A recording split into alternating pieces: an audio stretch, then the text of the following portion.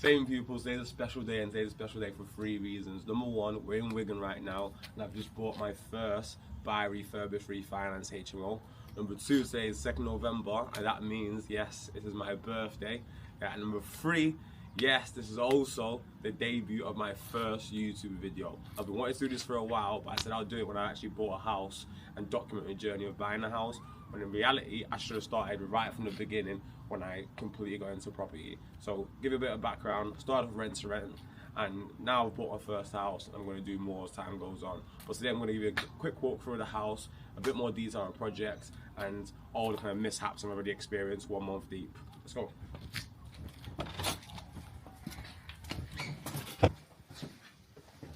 So this house is absolutely massive, and when I bought it taking a lot of risk. Knowing what I know now, I definitely won't do it again. So for example, when buying this house, we got it below market value by about, I think it was 25,000.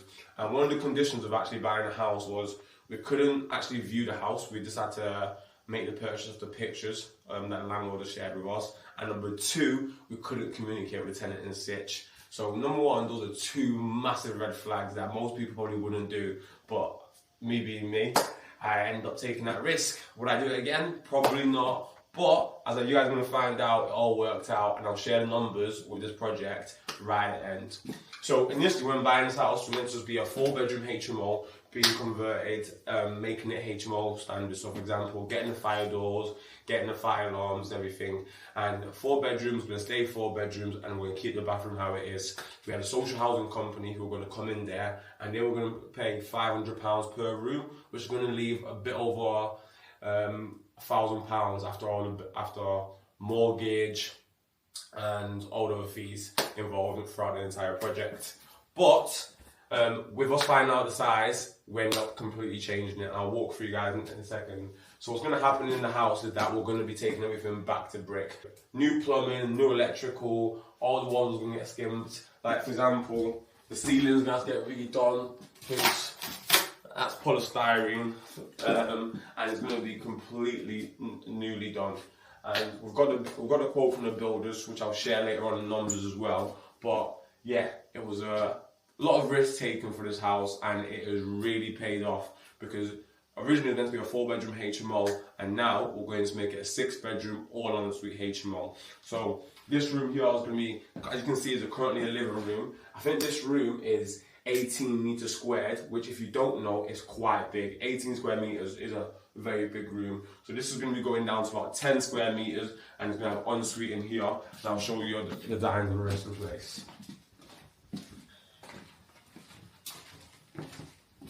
So as you can see, the place needs quite a bit of TLC.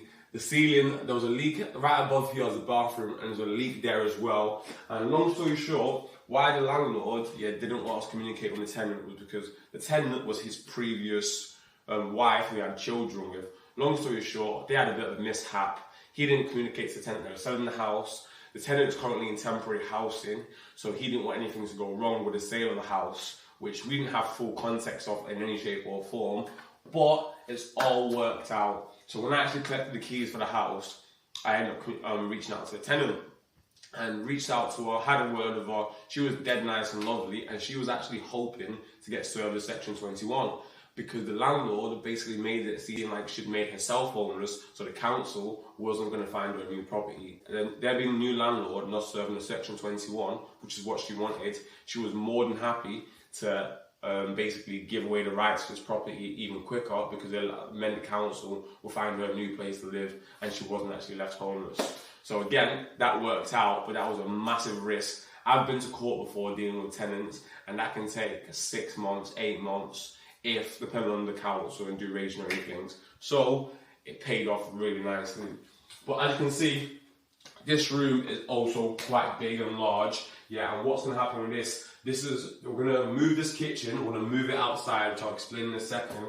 But this kitchen is now going to be a bedroom of an ensuite, and they're going to put a wall here, and we're going to make it also a living room. So let me give you a bit more context as we go out. So we're going to have a bedroom, living room here, and then it's going to follow out here and we're gonna have, yeah, a kitchen. So this is the crazy thing, which we didn't know when we actually bought the house at first, and which has been one of like the key factors in us being able to turn this place from a 4-bedroom HMO to a 6-bedroom HMO. So as you can see, you got this outhouse which is completely, yeah, not being used for purpose. Imagine it like a storage unit right now. Yeah, there's nothing in there, it's just a bunch of rubbish. We've had the builders in there and they've confirmed, as well as the architects, that the height of this outhouse is big enough to make it into a kitchen, and as well as the space. So literally we're going to be we're going to be moving the kitchen from where it originally was before to over here. So because we changed the scope from a 4-bedroom HMO to a 6-bedroom HMO, when we got the builders in here to kind of give us quotes, they highlighted that structural works were going to be required. So because we're going to have to move some structural walls and some load bearing walls. Basically, the load bearing walls and structural walls, they have a key role, the actual structure of the building, making sure everything is divided from a weight perspective in the right way. So it's not something you can just take down, otherwise you're basically risking your house basically plummeting.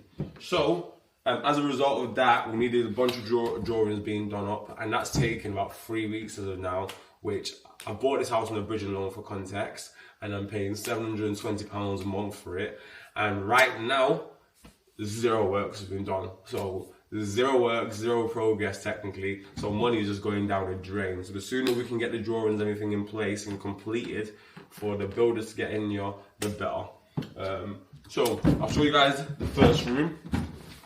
So one thing with Wigan, which is new to me, and which was one of the reasons which kind of inspired us to try to go for a 6-bedroom HMO, was from a HMO perspective, number one, there's no Article 4 in the area, so it means we don't need planning permission. And number two, yeah, without a living room, you can have the room sizes being 9 square meters, which is very rare. Usually it's 10 square meters and above, depending on what council you're in. So that was like kind of inspiration, but luckily the architects were great, and we were able to have a living room, kitchen, and still have all the rooms at I think the smallest room is 9 square meters moving forward, so which works regardless of what we do.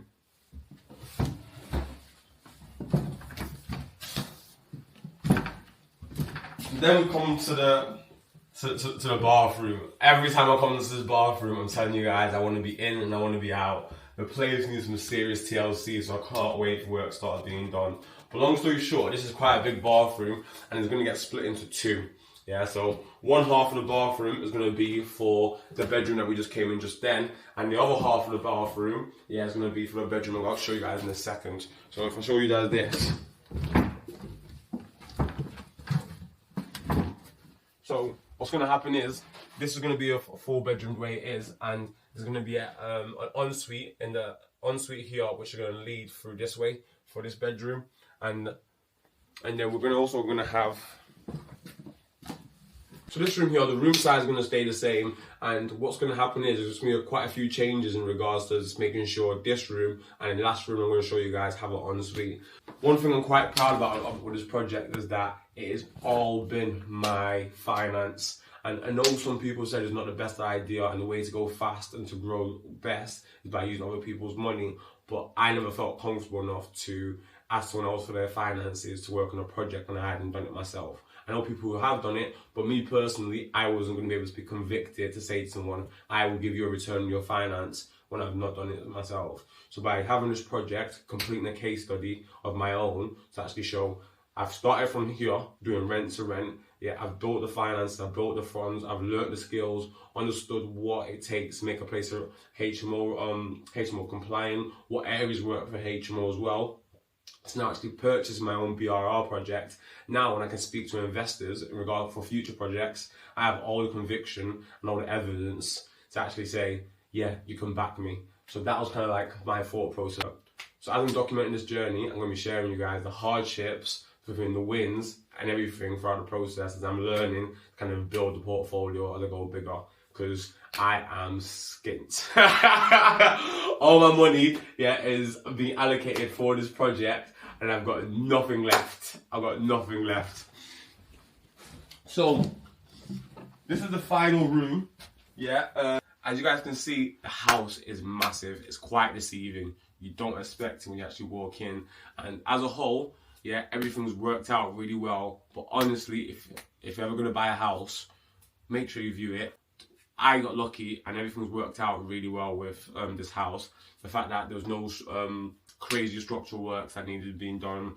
For example, like cracks are all over the place. But this could have went tits up and I could have been stuck with a terrible project and be out of zero money. But ayo, we live,